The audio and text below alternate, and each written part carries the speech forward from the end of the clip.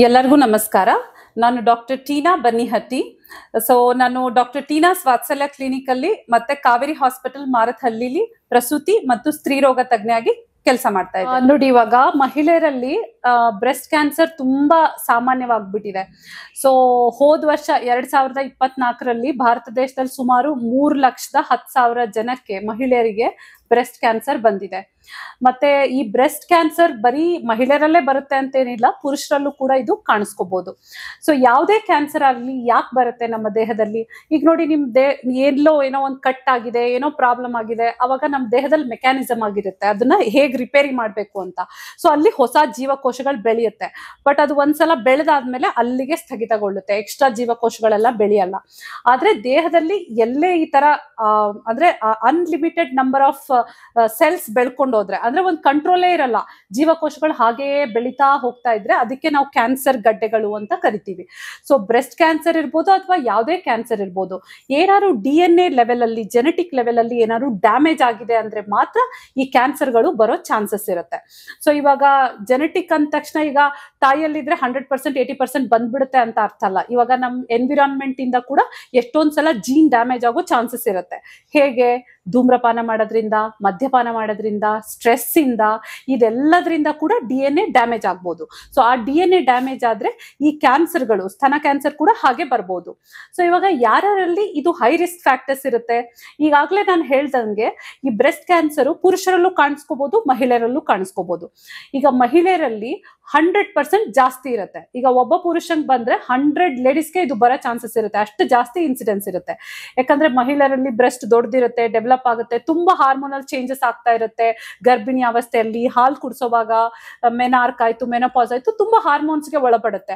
ಅದಕ್ಕೆ ಮಹಿಳೆಯರಲ್ಲಿ ಇದು 100 ಭಾಗ ಜಾಸ್ತಿ ಕಾಣಿಸ್ಕೊಳ್ಳುತ್ತೆ ಅಂತ ಹೇಳ್ಬೋದು. ಇವಾಗ ಎರಡನೇದಾಗಿ ವಯಸ್ಸನ್ನು ತಗೊಂಡ್ರೆ, ಇವಾಗ ಯಂಗ್ ಲೇಡೀಸ್ ಅಲ್ಲಿ ಕಡಿಮೆ ಇರುತ್ತೆ. 20-30 ವರ್ಷದಲ್ಲೆಲ್ಲ ಬ್ರೆಸ್ಟ್ ಕ್ಯಾನ್ಸರ್ ಬರೋ ಚಾನ್ಸಸ್ ಕಡಿಮೆ ಇರುತ್ತೆ. ಹೇಗೆ ವಯಸ್ಸಾಗ್ತಾ ಹೋಗುತ್ತೆ ನಮ್ಗೆ ರಿಪೇರಿ ಶಕ್ತಿನೂ ಕಡಿಮೆ ಆಗ್ತಾ ಹೋಗುತ್ತೆ.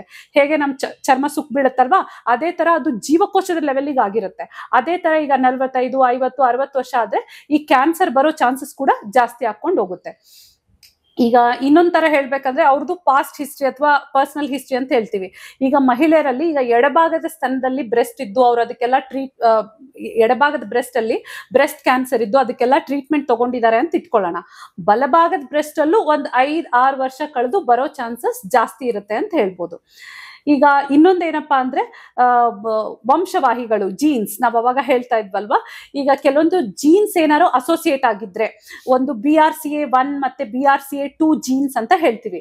ಈ ಜೀನ್ಸ್ ಎಲ್ಲ ಯಾರ್ಯಾರಲ್ಲಿ ಇರುತ್ತೆ, ಫ್ಯಾಮಿಲಿಲಿ ಇದು ಬ್ರೆಸ್ಟ್ ಕ್ಯಾನ್ಸರ್ ಹರ್ಕೊಂಡ್ ಬರುತ್ತೆ. ಅಂಡಾಶಯದಲ್ಲಿ ಕ್ಯಾನ್ಸರ್ ಇರ್ಬೋದು, ಬ್ರೆಸ್ಟ್ ಅಲ್ಲಿ ಕ್ಯಾನ್ಸರ್ ಇರ್ಬೋದು, ಈ ತರ ಎಲ್ಲ ಇರೋ ಚಾನ್ಸಸ್ ಇರುತ್ತೆ. ಆದ್ರೆ ಎಲ್ಲ ಬ್ರೆಸ್ಟ್ ಕ್ಯಾನ್ಸರ್ ಗಳಲ್ಲಿ BRCA1 ಮತ್ತೆ BRCA2 ಜೀನ್ಸ್ ಇಂದ ಬರೋದು 5-10% ಜನಕ್ಕೆ ಮಾತ್ರ.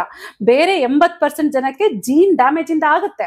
ಆದ್ರೆ ಆ ಜೀನ್ ಡ್ಯಾಮೇಜ್ ಆಗೋದು ಎನ್ವಿರಾನ್ಮೆಂಟಲ್ ಫ್ಯಾಕ್ಟರ್ ಇಂದ ಅಂತ ಹೇಳ್ಬೇಕಾಗುತ್ತೆ. ಯಾವ ಮಹಿಳೆಯರು ಗರ್ಭಿಣಿ ಆಗಿರ್ತಾರೆ, ಪಾಪುಗೆ ಹುಟ್ಟಿದ್ಮೇಲೆ ಎದೆ ಹಾಲು ಕುಡ್ಸಿರ್ತಾರೆ, ಅಂಥವ್ರಿಗೆ ಬ್ರೆಸ್ಟ್ ಕ್ಯಾನ್ಸರ್ ಬರೋ ಚಾನ್ಸಸ್ ಕಡಿಮೆ ಇರುತ್ತೆ. ಯಾರ ಮಹಿಳೆಯರು ಇವಾಗ ತಾಯಿ ಆಗಿರೋದೇ ಇಲ್ಲ, ಗರ್ಭಿಣಿ ಆಗಿರೋದೇ ಇಲ್ಲ, ಅಥವಾ ಹಾಲು ಕುಡ್ಸಿರೋದೇ ಇಲ್ಲ, ಅಂಥವ್ರಿಗೆ ಬ್ರೆಸ್ಟ್ ಕ್ಯಾನ್ಸರ್ ಬರೋ ಚಾನ್ಸಸ್ ಜಾಸ್ತಿ ಇರುತ್ತೆ. ಮತ್ತೆ ಯಾವ ಮಹಿಳೆಗೆ ಬೇಗ ಪೀರಿಯಡ್ ಶುರು ಆಗ್ಬಿಡುತ್ತೆ, ಅಂದ್ರೆ ಮೆನಾರ್ಕ್ ಏನಾಗೋದು ಅಂತ ಕರಿತೀವಿ. ಇವಾಗಿನ ಕಾಲದಲ್ಲೆಲ್ಲ 8-9 ವರ್ಷಕ್ಕೆ ಮಕ್ಕಳು ದೊಡ್ಡವರಾಗ್ಬಿಡ್ತಾರೆ, ಪೀರಿಯಡ್ ಸ್ಟಾರ್ಟ್ ಆಗ್ಬಿಡುತ್ತೆ. ಮತ್ತೆ ಯಾವ ಮಹಿಳೆಯರಿಗೆ ತುಂಬಾ ವರ್ಷದವರೆಗೂ ಪೀರಿಯಡ್ಸ್ ಬರ್ತಾ ಇರುತ್ತೆ, ಅಂದ್ರೆ ಮೆನೋಪಾಸ್ ಅಟೈನ್ ಆಗೋದು ಲೇಟ್ ಆಗುತ್ತೆ. ಇವಾಗ 53-55 ವರ್ಷದವರೆಗೂ ಪೀರಿಯಡ್ ಬರ್ತಾ ಇರುತ್ತೆ. ಅಂಥವ್ರು ಕೂಡ ಬ್ರೆಸ್ಟ್ ಕ್ಯಾನ್ಸರ್ ಬರೋ ಚಾನ್ಸಸ್ ಜಾಸ್ತಿ ಇರುತ್ತೆ. ಇತ್ತೀಚಿನ ದಿನಗಳಲ್ಲಿ ಇವಾಗ ಸಿಂಪಲ್ ಆಗಿ ಹೇಳ್ಬೇಕಂದ್ರೆ ಆಂಟಿ ಆಕ್ಸಿಡೆಂಟ್ ಇಂಜುರಿ ಅಂತ ಹೇಳ್ತೀವಿ. ಹಂಗಂದ್ರೆ ತುಂಬಾ ಒಬೇಸ್ ಇದ್ದಾರೆ, ತುಂಬಾ ದಪ್ಪ ಇದ್ದಾರೆ, ಅವರು ಕೂಡ ಇವಾಗ ಬ್ರೆಸ್ಟ್ ಕ್ಯಾನ್ಸರ್ ಚಾನ್ಸಸ್ ಜಾಸ್ತಿ ಇರುತ್ತೆ. ಅದಕ್ಕೆ ನೋಡಿ, ಇವಾಗ ನಮ್ ತೂಕ, ಇದರಲ್ಲಿ ನಮ್ ಏಜ್ ನ ನಮ್ ಕೈಲಿ ಕಂಟ್ರೋಲ್ ಮಾಡಕ್ ಆಗಲ್ಲ, ಜೀನ್ಸ್ ನ ನಮ್ ಕೈಲಿ ಕಂಟ್ರೋಲ್ ಮಾಡಕ್ ಆಗಲ್ಲ.